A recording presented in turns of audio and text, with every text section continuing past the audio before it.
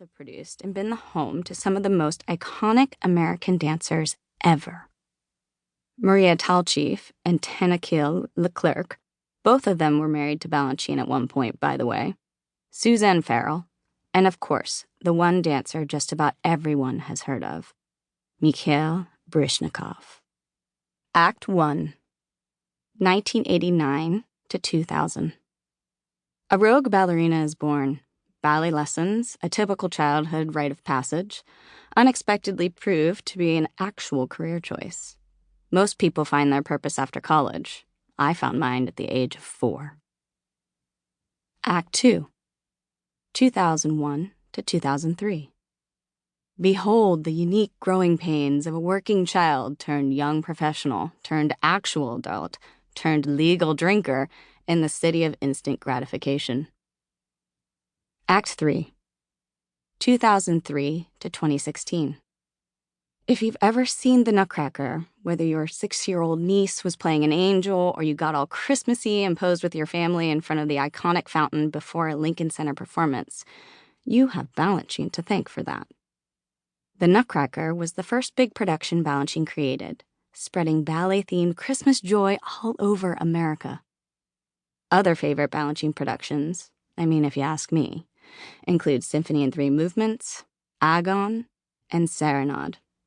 You have my full support to skip the Nutcracker for these glorious works of art. Act 4, 2016 to present.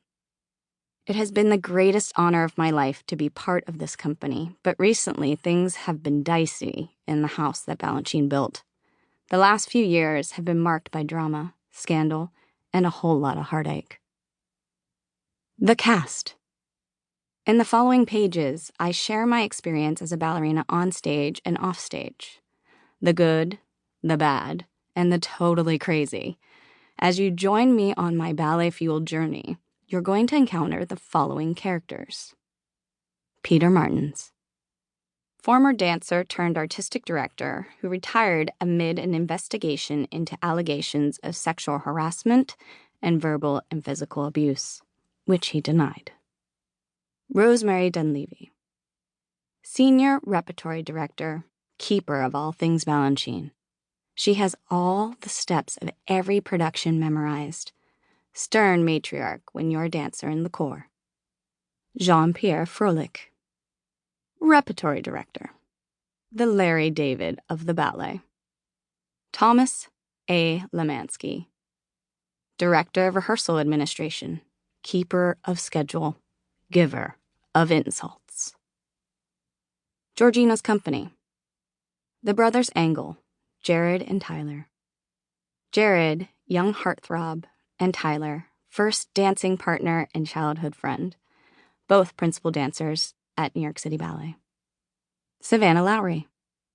Former soloist at New York City Ballet, best friend, and if that wasn't enough, now she's becoming a doctor. Miranda Grove. Best friend since age 4, beaches buddy, literally and figuratively, a la the movie with Barbara Hershey and Bette Midler. Also a professional ballerina, albeit sadly never in the same company. Introduction. Adrenaline. Adrenaline is a great fucking drug. It was the perfect top-off to the full range of emotions I had clawed my way through during the past 24 hours. I rode the 1 train downtown to the David H. Koch Theater in silence, believing my next performance as a dancer with the New York City Ballet would also be my last. 2 weeks earlier, Peter and I had a yelling match of epic proportions. It ended with me screaming as I ran down the hallway, easily within earshot of anyone in the dressing rooms and the administrative offices. One of my stagehand buddies came running to my rescue to see what was up and make sure I was okay. Now Peter had requested to meet with me. I was sure I was getting fired. I was burning inside as I walked into the office, bracing myself for whatever unjustifiable abuse I was sure was going to be thrown my way. Fat shaming?